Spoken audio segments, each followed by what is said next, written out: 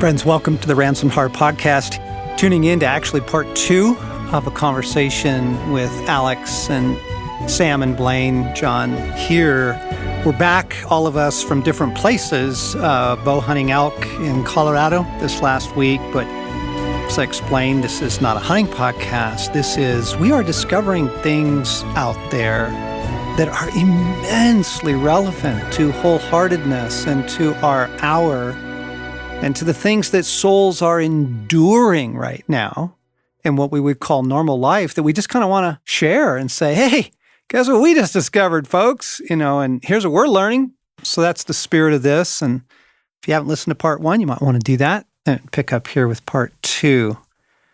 So I think it was the second evening we were out, and we had so blasted ourselves. So the first day, it's get up in the dark, climb this really steep bluff behind the cabin, hike, and then sit in glass as dawn is coming. You're listening for bugling elk, and you're looking, across nature and these valleys and stuff for elk, and nothing. And a lot of it's nothing. A lot of it's just sitting. And then we see one. We do see an elk. See this last elk slipping into these aspens on the base of a mountain across the valley from us. And it is 2 miles to get there to this thing.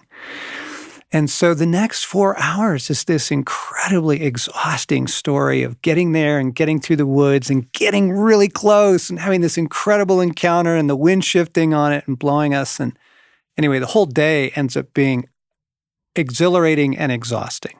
So now it's day 2. And we do the same thing again the next morning.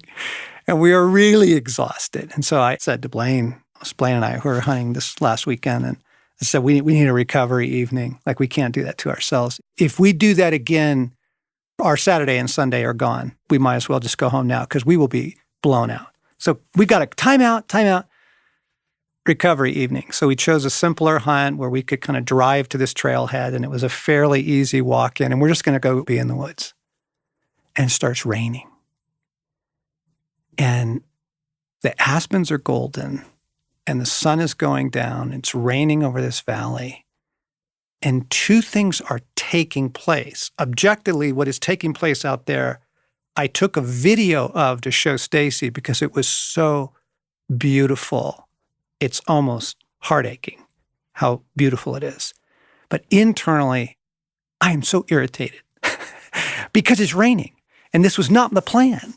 And I actually do have a rain shell with me, but I have rain pants and my feet are already soaked and I just want to go home. I just want to go get warm and get out of here. And was really amazed at how quickly I use comfort when that is actually not what my soul needs. It's like a default switch. I think the world is really wired for comfort. So I'm going to put my cards on the table. I'm driving back through suburbia after this wonderful wilderness experience that we had for 4 days. And I'm looking at suburbia and going, this is soul killing. And that's why there's a Starbucks on every corner. Because now we're just using comfort instead of life and restoration and wholeheartedness. Those things don't seem available. And life is busy and maddening and full of responsibilities and, all the things we named in the first episode of this. And so, that's what we're doing. We are actually incredibly disappointed. And that's why we eat, we drink, we binge watch our favorite show when the fall season releases, and we watch every single episode, right? Like, that's what's going on here. This actually isn't nourishment, sustenance, soul care, wellness. Now I get it. I'm medicating. So I'm up in the mountains and we're in this valley and it's raining and the sun's going down. And I say to myself, you actually love this. Like, this is so incredible. And you don't get to do this except once a year. Like, stay out here. Enjoy this. And it was a wonderful evening. I just think of somewhere where C.S. Lewis is convinced that there will be a pain of a kind in the coming kingdom, where he goes, there is a kind of satisfaction that is built into things that are hard, like the way your legs feel after a monster day hike and you're lying in bed. And he goes, isn't there something rich and wonderful in that ache? And just to go, oh man, we are made for a wild and demanding environment. Because I had the same thing where, my hands, my feet get cold. And what I think would be better would be to be comfortable. And yet I am learning through multiple experiences, not really. You will actually like a life more. And this isn't some kind of suffering is vital for the formation of human beings. This isn't pain is good. Because I'm not actually talking about suffering. I'm talking about wet feet. Yeah. And just going... Mild discomfort. Discomfort. What you could even just call demand, but go, living inside demands on your physical experience is actually good for you. Why do you go? Why do you go? What do you find out there? What is it that nature does for you that nothing else quite imitates? For me, what Blaine was describing earlier, it does put a certain amount of demand on you physically and mentally and emotionally, and just that being uncomfortable and disrupted by that. What I feel like it does that I really appreciate after the fact, because sometimes I don't appreciate it in the moment, when you're feeling cold, when you're feeling wet, when you're feeling these things. But it brings an awareness, like I'm aware of my body, like aware of how it feels. Most days I go through the day and I just don't even have a clue because I'm so distracted. Like we were talking about in the first podcast, like our lives are so distracted because there's just so many inputs coming in. But when you get out into nature and wilderness and get to that place of simplicity and I can hear the birds. The birds are chirping. Like you start having awareness and of your surrounding, of how you're feeling, of your body, of your mind, of your emotions. And it just kind of brings you back down, I guess is the best way to say it. It brings you back to reality and being aware of yourself and where you are, how you're doing. And as you were talking about earlier, Blaine, like I love that feeling of just being sore and going, oh yeah, I forgot I had that muscle. Like I haven't used that one in a long time. Your right leg. Yeah, right? And his left one too. Yeah. And man, my rear end hurts after this trip, but it's good. It's a good feeling. Yeah, Alex, as you're talking, I'm thinking of like a lot of the reasons we go to the woods are to be bringing things back and to like have a way of being the 99% of the rest of the year. And that slowness, that presence, like it makes me think of how many times I've heard people describe there's a certain kind of person you can sit with who is fully present to you, who's looking you in the eye, and you feel very seen by them. You feel very like they were there in that moment. And it's rare because the compliment reveals how rare it is. Yeah. And people will be like, oh, that person, they just have like, they just feel like they're in the room with you. Yeah. And you kind of go, oh my gosh, the rest of us aren't in the room with you while we're in the room. And like, that's one of the reasons for me. And other things do it too, like road biking, going for hikes. They put the blinders on and they actually like limit the world to just a little thing, just what's in front of me for a while, which causes like all of those fragmented places to just have to die and stop. Yeah. So that when I'm back in the 99% of the rest of my life, I can actually be more like that person that's present and here's the birds, yes, but also is present to my work, my kids, my family, my like, oh man. No, that's really huge. I actually hadn't named that for myself, but that's huge because we believe that the gift of presence is one of the greatest gifts that we give one another. That when you ask somebody, hey man, how was your weekend? Like you actually mean the question. Yes. And you intend to listen carefully with curiosity to the answer. and on it goes. When someone is sharing with you a joy, you can enter into their joy. And when someone, right, you weep with those who weep and rejoice with those who rejoice. Right? You are present to your world. And the distraction and the pace and the numbness and the comforts really deaden that in me. And being in the woods, now that because like when you're elk hunting, you have to be very, very aware of what is the wind doing? Mm-hmm. What is the sun and the weather doing and about to do? What are the animals in the woods doing? And not just the elk. You have to pay attention to the entire forest. Why is the forest silent right now? Did you just hear that? The whole forest just went silent. Why? Are they aware of your presence? Are you an intruder? Like you just have to be so much more present. And it's this wonderful exercise, right? Training exercise. I would say you don't have to be present. You just won't have a good time. Exactly. And you won't catch anything. Yeah. You're not going to see anything ever, including the remarkable things that you see out there. We spent 10 minutes watching this golden eagle, and he was chasing this buzzard off, and it was fabulous. It's just like so amazing to watch this young golden eagle and master of the sky. And you'll miss all that if you're not present. And then having been trained in some presence, then you can come back into your world and choose less distraction and choose a little more presence, right? Yeah.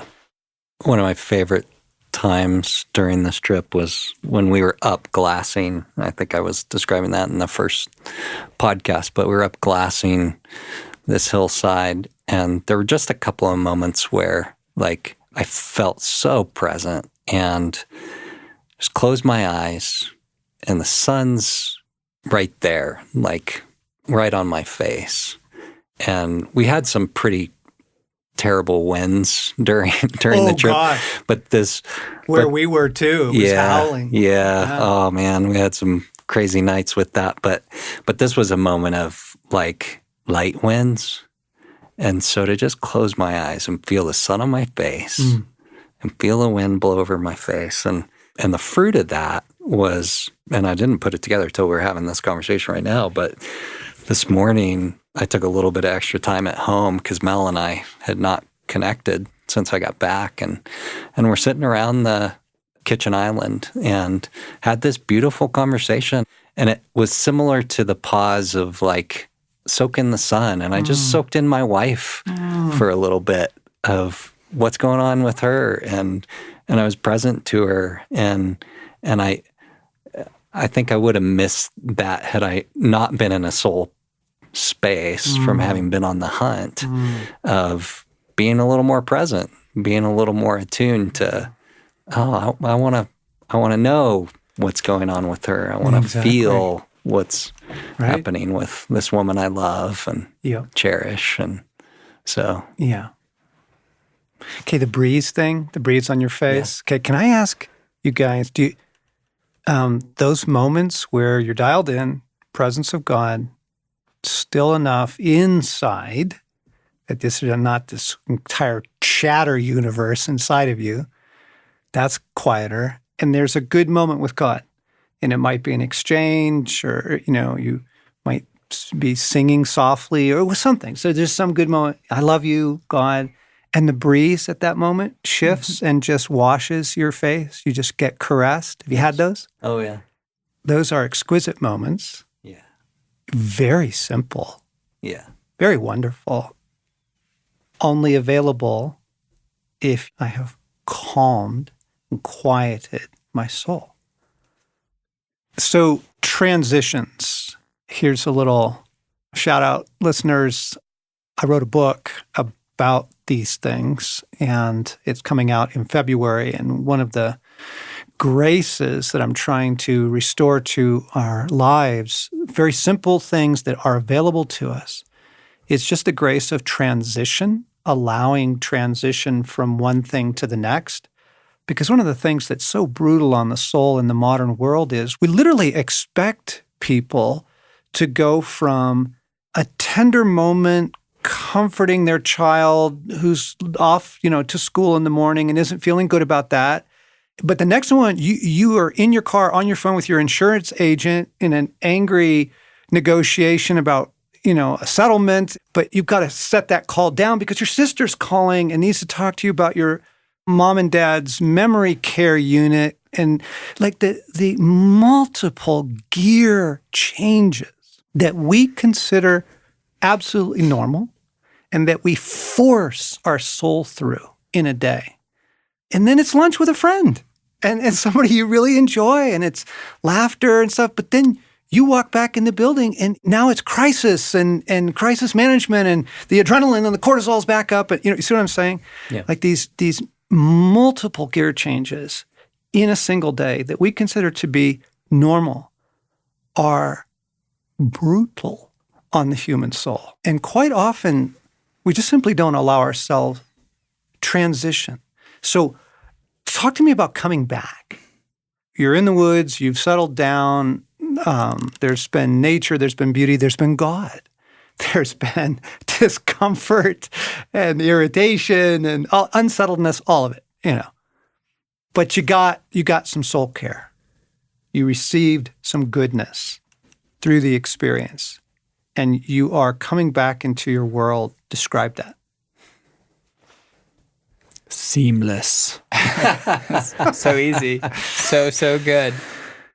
I just compared with, I don't even normally watch the Super Bowl, but I did not this year, but the year before, because it's super fun.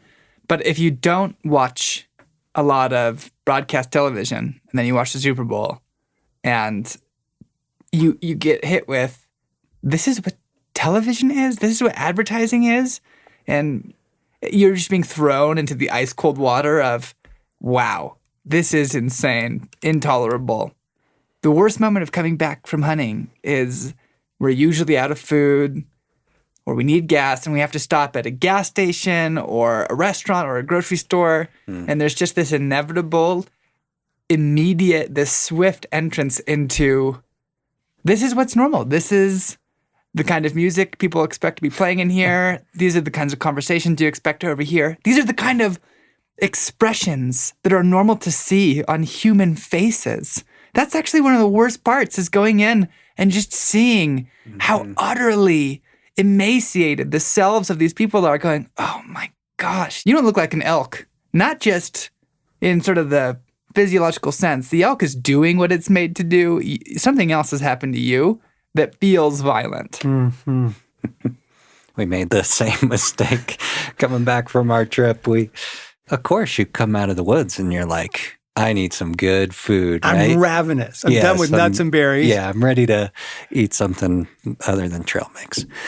And so we look up a great place on the way home and, taco joint. Like, oh man, we're going to eat some good tacos. And exactly what you're talking about. We actually had this conversation. So JD and I and another friend that came on the hunt a little bit later into it. And we're sitting around and we're like, do you just feel like an alien right now? Like, this just feels foreign. Like, the music, and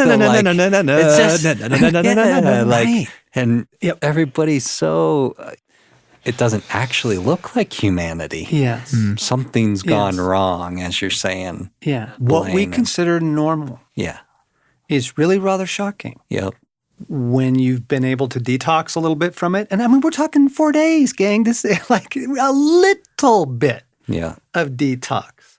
So I had 48 hours of detox, and my reentry was to family, because I was able to dodge humanity as a skill I've been practicing for quite some time. I knew that You're was not dodging coming. humanity, you're dodging civilization. Or right. whatever you want to call that. The modern world.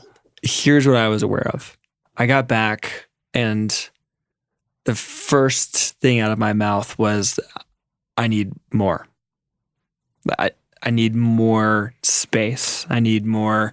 I need another round. I need more soul care. Like it was good, and I think it revealed that I don't want soul care to be like a lifelong rhythm. On some level, I want it to be like my cappuccino. I want to find it. I want to have it encapsulated, and I want it to be immediate and consumable. Like I genuinely, if soul care could be like efficient. yeah, soul care is so inefficient that I came back and I was like, crap. Yeah. And it actually did a little bit of damage to my family because they were like, hey, we missed you. Did you miss us? You miss you. First thing is you need to leave again for some more time this afternoon.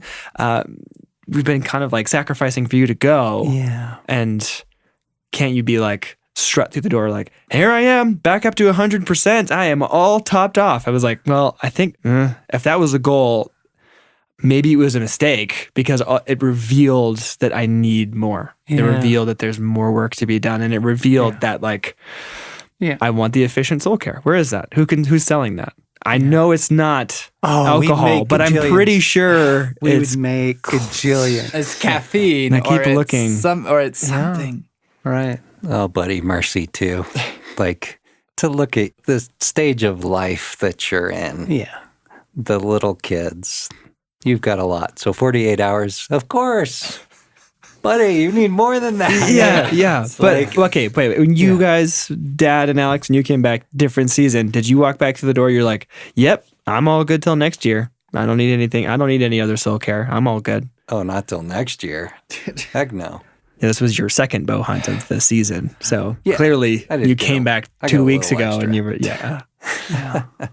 No, it was actually something on the level of panic, Yeah. actually.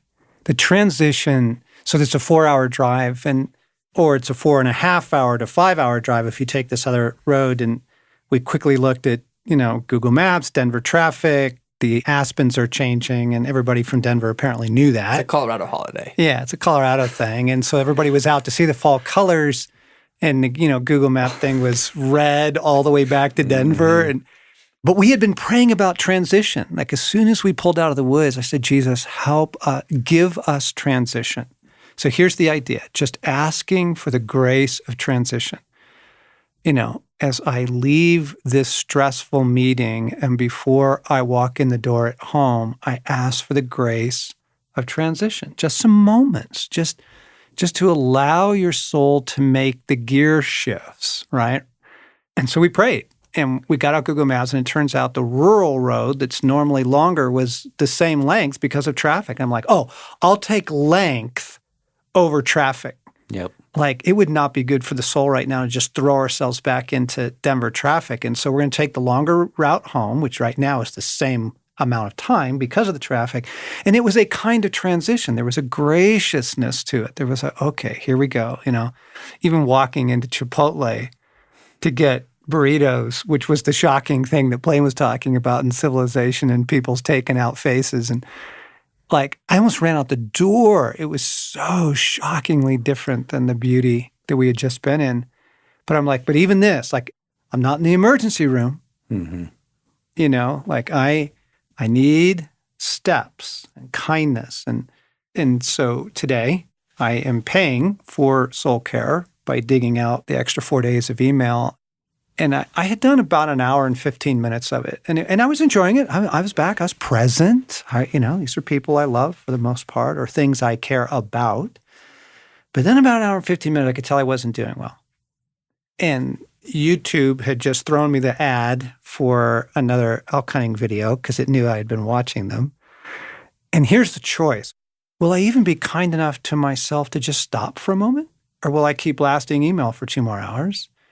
That's a choice. That's available to me.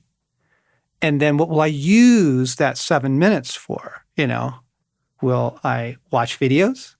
Will I get away from the screen, right? Walk outside, look at what the sky is doing for a moment, get a drink of water, and just do nothing. Just nothing. Not pray, worship, or just nothing. Just let your soul do nothing. And transition. It's so good. It feels like the world expects vacation, time away, weekends to almost be like this ramp that you're going to use as momentum for the next things. You're like, well, I got away. I got these 4 days in the woods. I got all this soul care.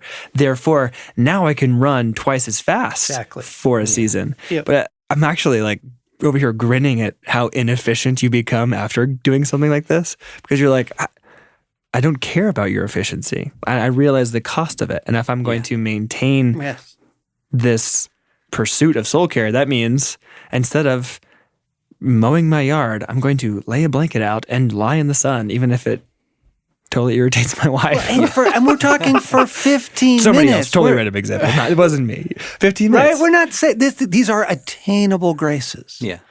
Really. There are attainable graces. And it's so key to frame Sam's experience, which was also my experience of I need to go out again. Or my second day in the woods, I have this internal dialogue going on of this isn't working. This isn't refueling me in the way I need it to. And we've talked before that thriving for most people on most days is way too high a goal, that it's just relief or survival. But relief and survival don't work. And so I think it's helpful in hearing your stories to rename the mercy of, soul care does not pay off like right away. If I'm totally exhausted and I rush to the woods for a weekend, I won't come back better. But if I do those things like accepting transitions and begin to structure my life differently, my soul really does get better. And Em and I have learned to acknowledge when I'm going to go hunting or I'm going to go do something, we will get hit with some kind of crisis or crushing spiritual warfare when I get back to the point where I resent having done the soul care thing with just this kind of wasn't worth it. And we have kind of, in the past couple of years, stopped falling for that, just going, no, this isn't my one shot. No, I don't have to come back full. And if it is kind of crazy afterwards, that usually happens. That doesn't mean it's not working, or that doesn't mean that God is not protecting it. It just means that it's contested. Exactly. Yeah. You will have to fight for it. Let's just say that. You will have to fight for it. You know, Alex, the 102 temperature and that kind of thing. And it's just so easy not to go with the flow of the world. Stay in the pace that everyone's living at. Stay with the number of activities their kids are in. Stay, just crank the way everyone else is cranking. You will have to fight for wholeheartedness. You will have to fight for your soul. This is a brutal hour to be human. And there's nothing in the pace or the atmosphere of the world or the kingdom of darkness that is going to encourage you to do these things, right? So we just wanted to say, hey, while we're back and have some clarity, I can see clearly now the rain is gone. While we have some clarity, wanted to share some of these stories, some of these thoughts with you, friends. There is a grace of stillness. There is a grace of transitions. There is a grace of beauty. God will help you. There's a grace of getting out of your technology for a while. And these graces are available to us. They really actually are. You know, one of the great lies is, I can't change anything. That's just a lie. It's just not true. So, you know what I found fascinating? Wrapping this up, as I'm listening to you guys, I'm remembering I had a very similar kind of clarity when Craig died. And it was the clarity of grief. And it's horrible. It's absolutely horrible. But when you are in a state of genuine, profound loss and grief, you can pay attention. Your soul is so sensitive. You're just very aware of what works and what doesn't work. And I was amazed at grocery stores were not helpful. Airports were not helpful. My usual dose of movie violence was not helpful. Caffeine and sugar were not helpful. Totally.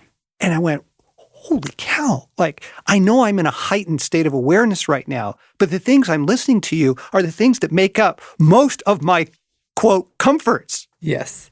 Yeah. And go, whoa, wait a second. Like, my soul in that state of awareness was really telling me, hey. I know you think those things are comforts, but what you're doing is numbing your soul. You're not restoring your soul. And there's a huge difference between relief and restoration. So it's a hard time to be a human being, folks. We get it. And God cares about your humanity. So you might ask him, Jesus, what do you have for me? What do you want to say to me about the absence of transitions in my life, or just the lack of any kind of beauty or care? Just ask him. He'll speak. He cares.